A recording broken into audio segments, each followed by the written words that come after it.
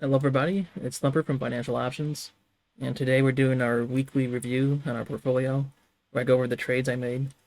This week was kind of fun because we all know what happened with AMC and some of those meme stocks. For me, this week was just about staying the course. I didn't get involved in any of those meme stocks, although it was really fun to watch those move around.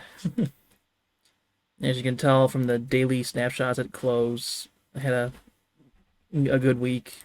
Finished green on most days. The weekly progress report for the week, you could see I was up 5,000 for the net liquidation value, so that's pretty good. I'm not gonna complain about that. My goal is to get 2% a month, and already achieved that this month, so that's really nice. I also have some realized premium because I did end up closing some stuff today, and luckily I had a busy Friday. Otherwise, this next part would have been really short.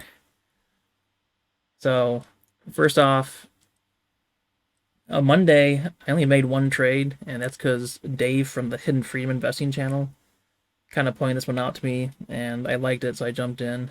Get a nice little 1% return for like a 40-day hold on Beyond Meat at a safe strike. I think it's going to be easy money. It's not a lot of money for the risk you're taking on, but I think it's pretty safe in terms of the chances of it being shot through. Uh, Wednesday, I went and opened up a poor man's cover call on KMB. We'll come back to that in a bit. Thursday, I sold a put on Netflix at 460. Netflix was sitting around 490 at that time, so that's why I put that on. Friday came around and like implied volatility just seemed to have been sucked out of my contracts, so I ended up closing a couple positions. Some of them were at 70%, 30%. Maybe this Apple one I could have left on a little longer, but I guess I was just in that mood where you just want to just close everything. So even close this Apple one. So Apple, AMD, closed those down for some small gains. Closed down the Microsoft Strangle I opened up last week.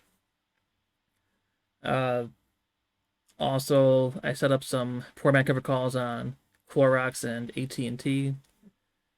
I sold some puts on Wish. Not really sure if I should have done that or not. I'll go into why I did that in a bit. And then I also closed the Netflix put I put on the day before. Netflix shot up to like 510, and so about this position was about 33% profit. So I said, let's take that and get out of it. We'll wait for the next dip to put it back on or put on a similar play. Because I think Netflix is just as likely to go back down to 490 than it is to stay above 510. So this week I realized about $518, and then something I like to do is when I have contracts on, I consider like that's in the oven bacon, and eventually it bakes to give me a profit.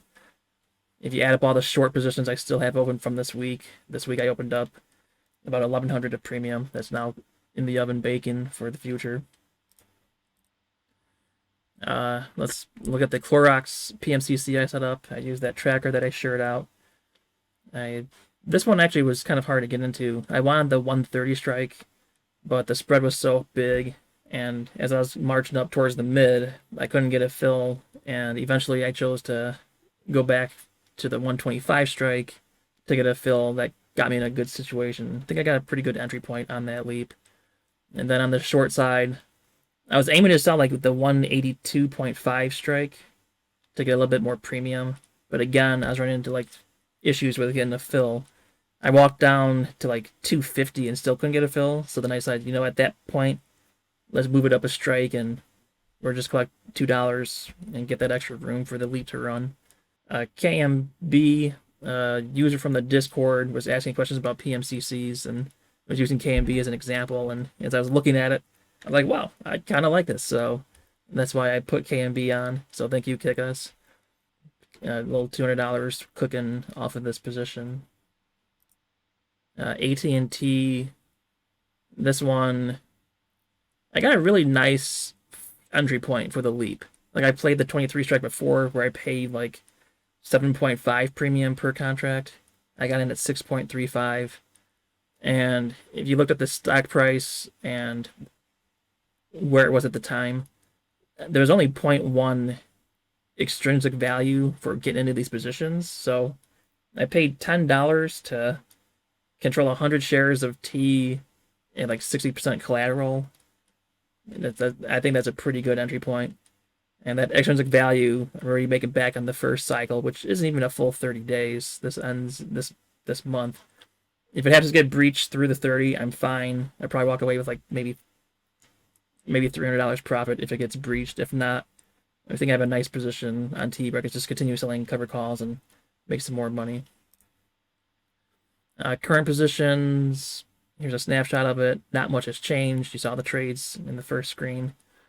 I did put on the Wish 7.5 put because it kind of goes with like the other positions I have. I have stocks that I bought at 1640. If I'd like that 1640, why wouldn't I buy more at 7.5 to average down?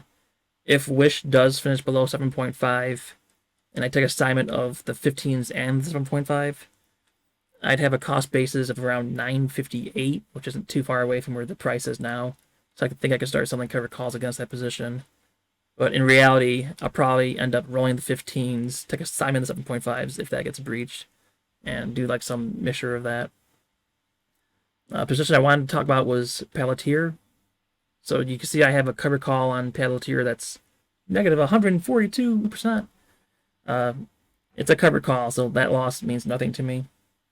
Now, the PMCC, when you get breached, you might want to buy to close your short call and then sell to close your leap.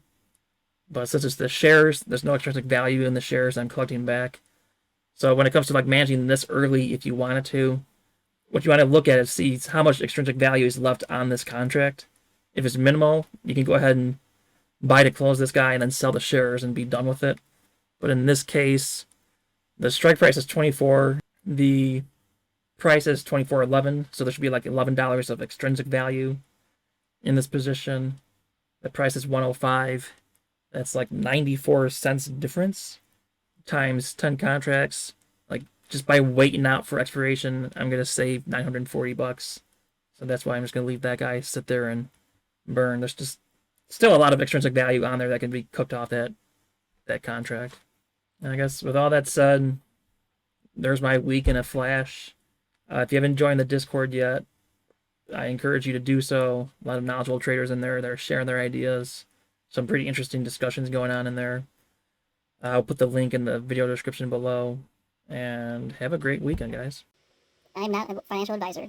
Any information included in this video is for informational and entertainment purposes only. It is not intended to be investment advice. Please seek a licensed professional for investment, tax, or legal advice.